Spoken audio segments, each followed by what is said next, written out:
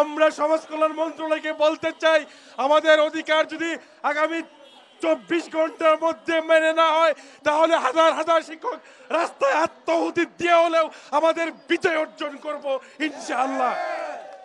আমাদের বিদ্যালয়গুলোর স্বীকৃতি এবং এমপিওর দাবিতে রাজপথে বসে থাকতে হয়।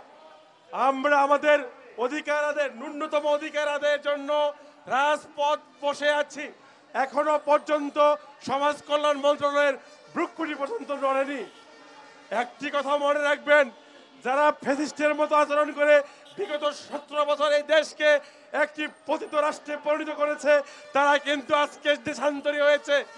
তারা জনগণের কথার মূল্যায়ন করেনি, তারা এদেশের শিক্ষকের কথা মূল্যায়ন করেনি। আজকে কিন্তু বাংলাদেশে তাদের অস্তিত্ব নেই। এই সমাজ কল্যাণ মন্ত্রণালয় আমাদের বিরুদ্ধে যে বৈষম্য আচরণ করছে, এই বিদ্যালয়গুলো নিয়ে যে টালবাহানা করছে, তারা যে বৈষম্যের পরিচয় দিয়েছে, আমার মনে হচ্ছে অতি শীঘ্রই তাদের অস্তিত্ব বাংলার মাটি থেকে বিলীন হয়ে যাবে। আমরা শিক্ষক, আমরা বদ্ধ সমাজ, কিন্তু এটা ভুলে গেলে হবে না যে আমরাও কিছু করতে পারি। মানুষের যখন ধৈর্যের সীমা শেষ হয়ে যায়, তখন মানুষ জীবন দিতে দ্বিধা করে না। আমরা সমাজ কল্যাণ মন্ত্রণালয়কে বলতে চাই, আমাদের অধিকার যদি আগামী 24 ঘন্টার মধ্যে মেনে না হয়, তাহলে হাজার হাজার শিক্ষক রাস্তায় আত্মাহুতি দিয়ে হলেও আমাদের বিজয় অর্জন করব ইনশাআল্লাহ। যতক্ষণ পর্যন্ত দাবি আদায় না হবে আমরা রাজপথ ছাড়বো না ইনশাআল্লাহ।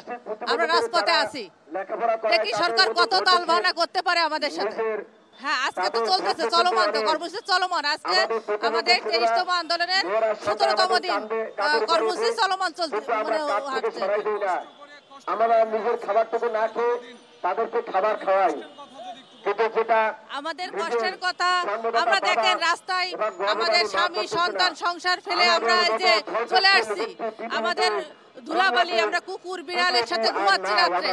আমাদের অনেক কষ্ট হচ্ছে, গরম, তারপরে হচ্ছে আমাদের এই যে মানে ধুলাবালিতে অনেকের অসুস্থ হয়ে যাচ্ছে, অনেকের পেটের সমস্যা হচ্ছে, অনেকে ঘুমাতে পারতেছে না, অনেকে মাথা ঘুরে অজ্ঞান হয়ে পড়ে যাচ্ছে।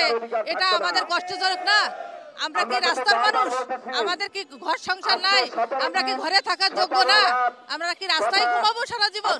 আমরা আর কতদিন থাকবো এভাবে রাস্তায়?